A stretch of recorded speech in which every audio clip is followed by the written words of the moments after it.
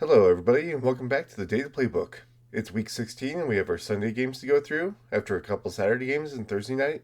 And there's no major updates to the tool, but I do expect to get to more over the next couple weeks. So if you want to see what updates come out, go ahead and give a subscribe so you can follow along.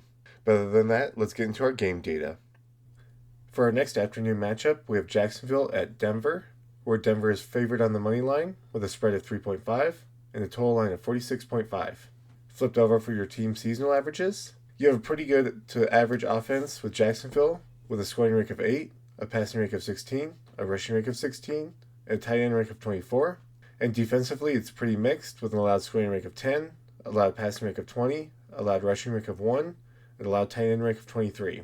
For Denver, their offense is much closer to average with a scoring rate of 11, a passing rate of 14, a rushing rate of 17, and a tight end rate of 27. And defensively, it's pretty good with an allowed scoring rate of 3, allowed passing rate of 16, allowed rushing rate of 2, and allowed tight end rate of 27. With your quarterbacks, you have Trevor Lawrence and Bo Nix, with Trevor Lawrence averaging 18.6 fantasy points per game, and Bo Nix at 18.5. Here's their seasonal averages.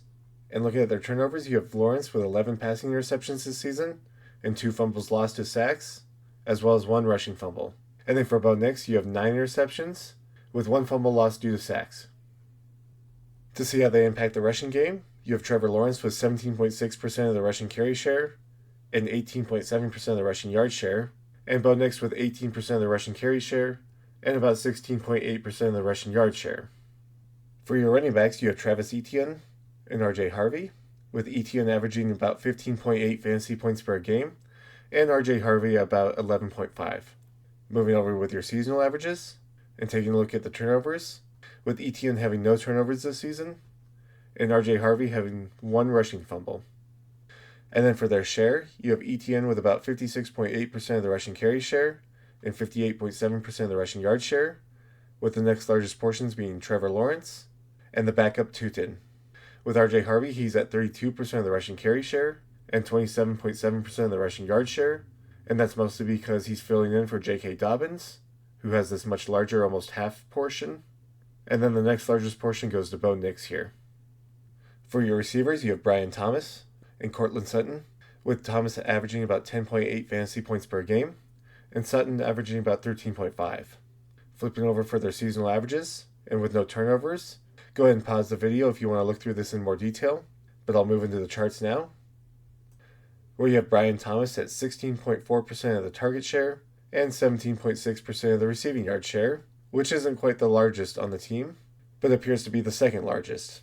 And with Sutton, you're at 22% of the target share and 28.3% of the receiving yard share, which is the largest of anybody else on the team.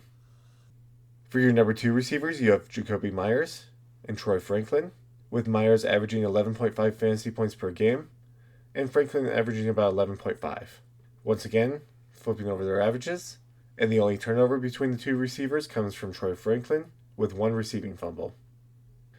And then here's their share, with Jacoby Myers at 18.7% of the target share and about 20.7% of the receiving yard share, giving him the largest share for both metrics and making him the most productive receiver. And then with Troy Franklin, you're at 20.7% of the receiving share and 20% of the receiving yard share, which makes him the second most productive receiver on Denver. Finally, for your tight ends, you have Brenton Strange and Evan Ingram, with Strange averaging 8.6 fantasy points per game, and Ingram averaging about 6.4.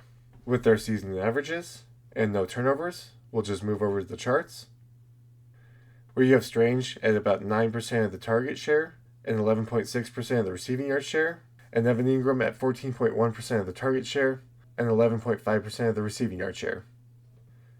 So that's all the information in this game. There's a couple notable places here that both these teams match up pretty well, except for a couple notable spots, where you have this allowed passing rate of 20 on Jacksonville, going against this passing rate of 14 on Denver. So that's one of the bigger discrepancies, where Denver could maybe take advantage of this, because otherwise you have this rushing rate of 17 going against an allowed rushing rate of 1 on Jacksonville, and then Jacksonville's rushing rate of 16 going against the number 2 allowed rushing rate team. And just looking at the scoring ranking, you have Jacksonville at 8 going against the allowed scoring rank of 3, and Denver at 11 for their scoring rank going against the number 10 allowed scoring ranked team. So I do think that gives the advantage to Denver there, because that's going to be a little bit more difficult for Jacksonville to overcome that allowed scoring rank of 3.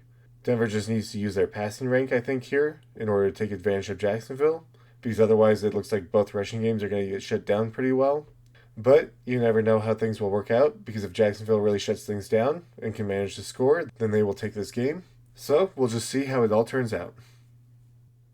So there you are with that data. I hope you found it informational and useful. And if you did, leave a like and subscribe.